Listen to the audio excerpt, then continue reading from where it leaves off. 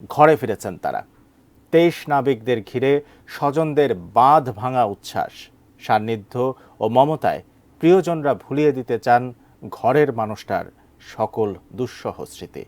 গিয়াসউদ্দিন মামুনের ছবিতে নাবিকদের ঘরের সেই সব মুহূর্ত তুলে এনেছেন সাজেদা সুইটি।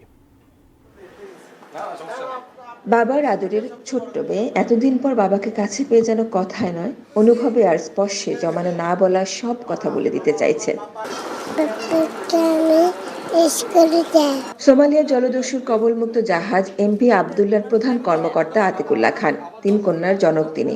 ৩ বোন, 2 ভাই, স্ত্রী, সন্তান নিয়ে পরিবার, যেখানে মা শাহনুর বেগম ছেলের জন্য এক বুক মমতা আর ছেলের প্রিয় রান্না সাজিয়ে প্রস্তুত। ছেলের জিম্মিকালে এক বেলাও ঠিক করে খাওয়া হয়নি এই মায়ের। কষ্ট সহ্য করতে না পারে খাবারগুলো রেখেই দিতাম। ঘুমানোর সময় মনে হচ্ছিল যে ছেলে ডাকতেছে, বলতেছে যে আমরা সুখে নেই, এমনি মিথ্যা আশ্বাস দিছি তোমাদের, এরকম মনে হচ্ছিল। মানে একটু চোখ যখন লেগে আসতো তখন আবার ঘুম থেকে জেগে যেতাম। আদরের শাশুড়ি বড় করা ছোট ভাই, তাকে হারানোর শঙ্কার পর আজ ফিরে পাওয়ার আনন্দ বড় বোন নাইমা খানম শারমিনের। ছোট ভাইকে ফোন করে করে জিজ্ঞেস করতাম যে কি অবস্থা, কিরকম আছে।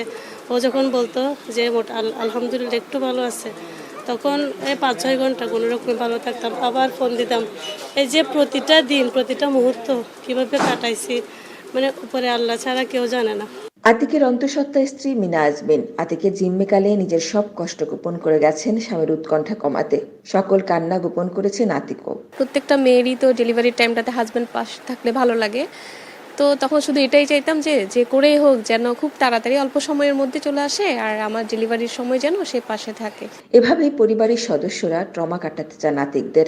আপাতত সাগরে যাওয়া হচ্ছে না, একটা বিরতি নিয়ে দুঃস্বপ্নটা ফুরাতে চান আতিকুল্লাহ খান। সারা বাংলাদেশের মানুষ ওদেরকে সাপোর্ট দিয়েছে, তো ওরা দ্রুত রিকভার করতে পারছে। সে হয়তোবা তারও অনেক প্রেশার গেছে, সে আমাকে দেখায়নি, আমার অনেক প্রেশার ছিল, আমি তাকে দেখাইনি। দুজনেই ভালো আছে, এরকম একটা ছিল আর কি। আতিকুল্লাহকে বরণে পুরো পরিবার আজ এভাবেই এক হয়েছে। একে অন্যের সান্নিধ্যে পরস্পরকে শক্তি, সাহস, ভালোবাসা দিচ্ছেন। ঘরের ছেলের এই যে ঘরে ফেরা তাদের সবার জন্য আজীবনের অমূল্য স্মৃতি হয়ে থাকবে নিঃসন্দেহে। চট্টগ্রাম থেকে সাজেদা সুইটি, এটিএন নিউজ।